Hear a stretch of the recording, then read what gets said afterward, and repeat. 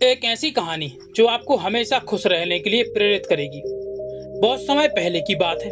China में एक समय 3 मॉन्क्स रहा करते थे। उन्होंने कभी अपना नाम किसी को नहीं बताया, ना ही किसी को किसी बात का जवाब दिया, ना ही कभी किसी से बात की। चीन में उन्हें 3 हंसते हुए भिक्षुओं के नाम से जाना जाता था। उनका सिर्फ एक ही काम था कि पूरे मन से हंसना। वे रोज एक नगर में जाते और वहां के चौराहे और बाजार में खड़े होकर हंसना शुरू कर देते थे। वे अपनी पूरी आत्मा के साथ हंसते। पूरी भीड़ का ध्यान सिर्फ उनकी हंसी पर ही रहता था। वे इतनी तत्परता से हंसते थे कि उनको देखकर पूरा नगर उनके साथ हंसने लग जाता था। जब सब लोग हंसने लगते तो वे किसी और दूसरे नगर में चले जाते थे। ये काम उनका निरंतर चलता रहता था। बिना किसी से कुछ बोलते, ना किसी से कुछ बात करते, ना किसी का जवाब देते। वे जहाँ भी जाते सिर्फ चारों तरफ हंसी सुनाई देती थी। लोग भी उन्हें देखकर सिर्फ हंसते और अपना दुख दर्द भूल जाते थे। धीरे धीरे उन्होंने ऐसा माहौल बनाया कि चाइना के लोग उन्हें चाहने लगे।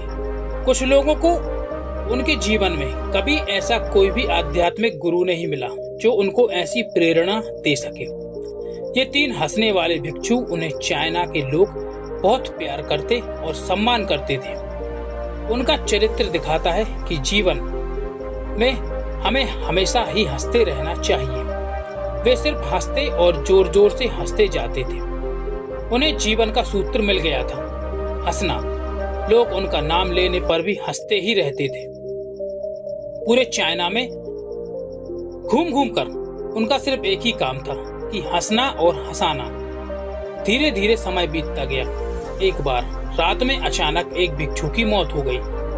उस समय पूरा गांव हैरान था। उन्हें लगा कि किसी की मृत्यु होने पर बाकी दोनों भिक्षुओं में से कोई ना कोई तो जरूर रोएगा, क्योंकि किसी ने भी इन्हें रोते हुए आज तक नहीं देखा था। पर जब सुबह हुई तो लोगों के आश्चर्य का ठिकाना ना रहा। दोनों भिक्षु ऐसे हंस रहे थे जैसे वो दुनिया के सबसे ज्यादा खुश इंसान हो। लोगों ने समझाया कि मृत्यु पर ऐसे नहीं हंसा करते। तब उस दिन पहली बार भिक्षुओं ने लोगों से बात की और कहा कि हम हंस रहे हैं क्योंकि ये आदमी हमसे जीत गया है। हम हमेशा सोचते थे कि पहले कौन मरेगा, पर ये हमसे पहले मर गया। हम इसकी जीत पर और अपनी हार पर हंस रहे हैं।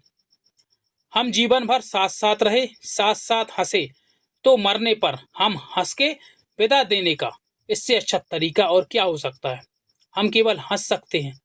जब मृत भिक्षु को अंतिम संस्कार पर लिटाया गया तो गांव वालों को एहसास हुआ कि भिक्षुओं के अलावा मृत भिक्षु भी हंस रहा है। चाइना में उस समय एक परंपरा थी कि मृत व्यक्ति के पुराने कपड़े उतारकर नहला धुलाकर नए कपड़े पहनाकर उसे विदा किया जाता था।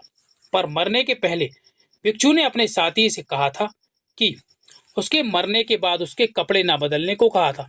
उसका कहना था कि मैं कभी भी गंदा नहीं हुआ, मेरे जीवन में हमेशा हंसी मेरे साथ ही रही है।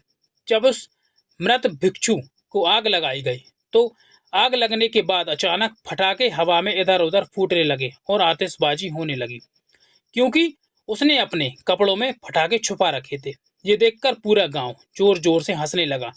तो इस तरह से वो तीसरा भिक्षु मरने के बाद भी अपने आसपास के लोगों को हंसा गया और जीवन में हम सभी को ये सिखा गया कि आनंद और हंसी का अनुभव हमें हमेशा करना चाहिए। इंसानों को कभी भी हंसी बंद नहीं करना चाहिए। जहाँ भी मौका मिले तो हमेशा खुलकर हंसना चाहिए।